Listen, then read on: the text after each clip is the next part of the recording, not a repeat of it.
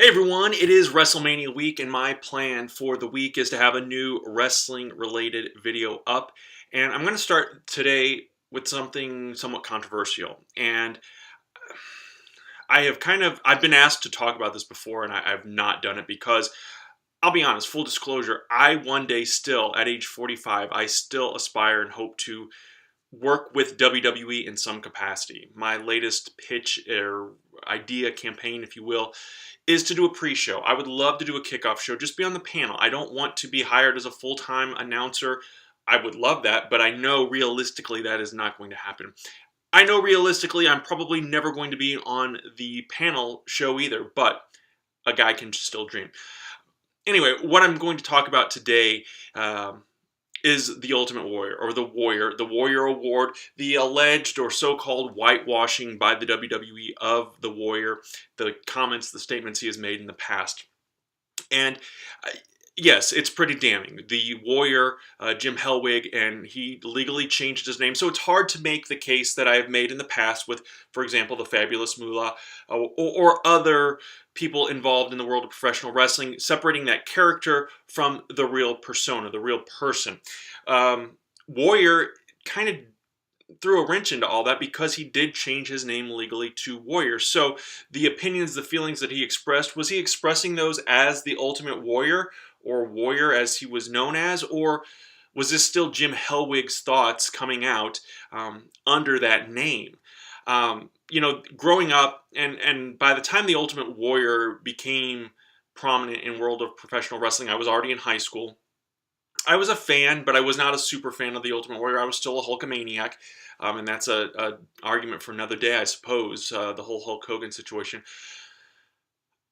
Ultimate Warrior, though, said a lot of things that I do not agree with. I think the homophobia stuff, the comments about Bobby Heenan, the thoughts about Hurricane Katrina victims, he said a lot of things that I do not agree with.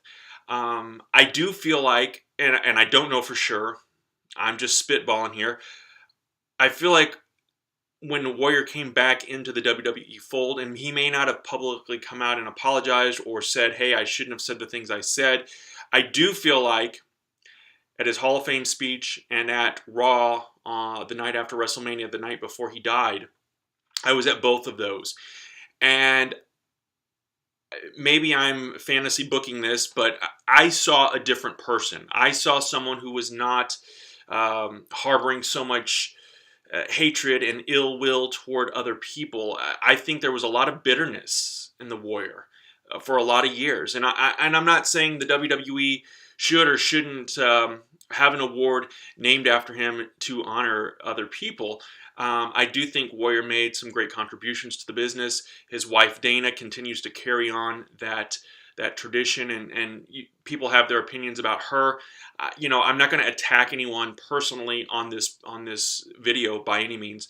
I do think there are a lot of worthy WWE legends, Hall of Famers, superstars, whose legacies need to live on. And I've preached about Roddy Piper for a long time now. That's why I created the All Out of Bubblegum Award for the My 123 Cents brand. And I get it. My 123 Cents is minuscule compared to anything else out there in the world of professional wrestling. It's my way to pay tribute to Roddy Piper. But you could throw Macho Man Randy Savage in there. You could throw in Ricky the Dragon Steamboat. There are so many greats out there that deserve to be recognized. And again, I'm not saying throw the baby out with the bathwater when it comes to the Warrior and the Warrior Award. I think it is a nice way to recognize fans or people who are making a significant difference.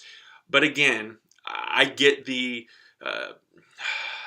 bad taste it may leave in some people's mouths because of the things the Warrior has said and done in the past. And you could go into a whole nother argument too with other members of the WWE Hall of Fame, whether we're talking about Mike Tyson, who, was a convicted rapist, who paid his debt to society. So, how long do we harbor and linger and hold on to these things?